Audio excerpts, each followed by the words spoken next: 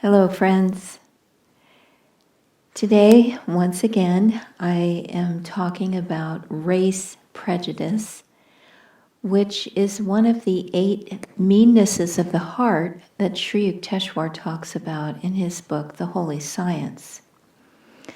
And I've talked about this subject a couple of times before in these videos, but it's a very important topic, and it's especially important these days with so much civil unrest, racial problems in our country.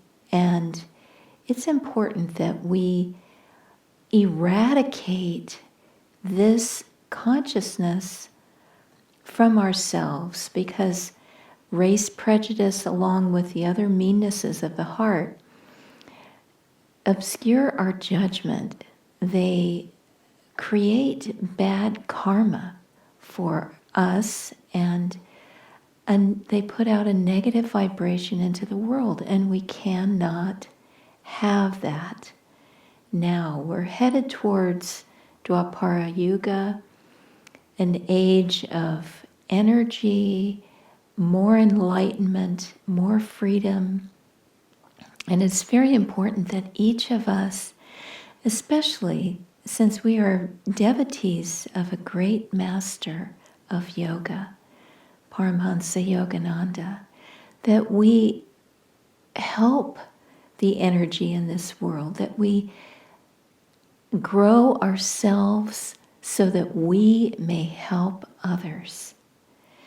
So, in thinking about race prejudice, I'm reminded of a Star Trek episode that came out in the 1960s when I was a kid, and I loved that show. And this particular episode, I've always remembered. The imagery was so stark and obvious. And so our heroes from the Starship Enterprise visited a planet where there was civil unrest. And the problem was race prejudice. And the way this was depicted was that each human being was divided right down the middle of their bodies. And they were black on one side and white on the other side. So the entire population was this way, half white, half black. However, half the population was black on the left side, white on the right side, and the other half was white on the left side and black on the right side. And they were fighting because the other half was wrong. And the ludicrousness of this sort of mentality came across very, very well in that episode. And so we have to remember that we are all human beings. As Yogananda said, if you take off the skin, everyone is red. So the outer appearances are not what matters. We have to get beyond whatever is looking like something and see what is true behind it. God reads the heart, and that's what we need to do too. We need to fight for the freedom of every individual. I remember a friend telling me when we lived in India, we lived in Delhi at that time, and she was saying, we have been conquered so many times in the people of northern India that through the generations she felt that they had developed a slave consciousness. And so we talked about trying to get rid of that slave or victim consciousness. And we have to remember that through the law of karma, the slaves become the slave owners. The slave owners become the slaves. All of it needs to be eradicated. There are so many examples of people becoming enslaved throughout history. The Jews in Egypt, the other story about Jacob and his favorite son Joseph of the many-colored coat that his mother Rachel made for him. And his brothers became jealous because they felt that Joseph was going to become the favorite, maybe take over the privileges of the elder brothers. And so they threw Joseph in a pit. And they were probably going to kill him, but they decided, oh, wait, we can make a profit here. We can sell him as a slave.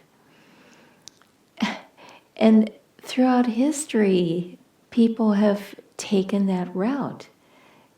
Neighboring tribes feel like, well, they're the competition, that tribe over there, so maybe I'll sneak in when nobody's expecting and steal men, women, and children and sell them as slaves. That way I get rid of the competition and make a profit. So that sort of mentality of suppression and oppression, using people, it's something we need to get rid of. Even in our day and age, there are people who traffic in human beings. And so